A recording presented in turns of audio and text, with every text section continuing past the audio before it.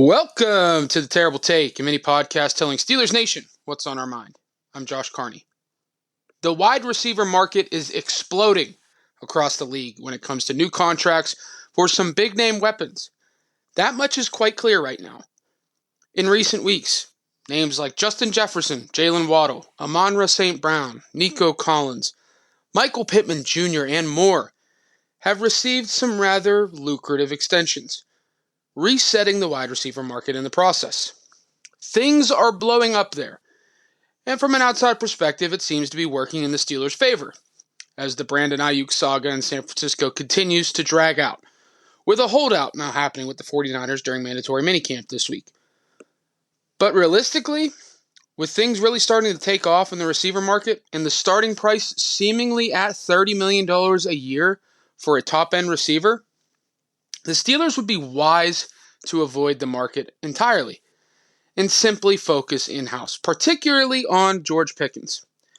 Pickens is entering year 3 of his rookie contract and is coming off of a very strong second season, hauling in 63 passes for 1,140 yards and 5 touchdowns.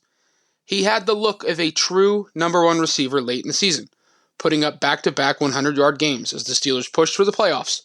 And now with Deontay Johnson shipped off to Carolina, he's the true number one receiver in the room for the Steelers.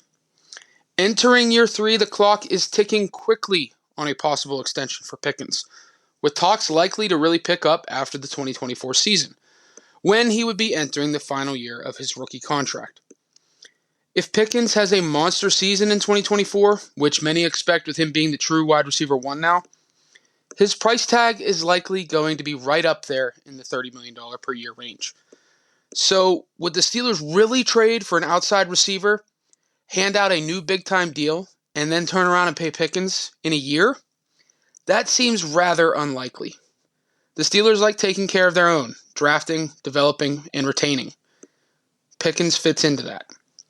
It's fun to speculate about a potential receiver trade for the Steelers. They need one for sure, but it might not be worth it potentially upsetting Pickens in the process, at least from a financial standpoint. Be sure to follow us at SteelersDepot.com and check out episodes of The Terrible Take every day at 5 p.m. Eastern Time. And check out The Terrible Podcast with Alex Kozora and Dave Bryan every Monday, Wednesday, and Friday.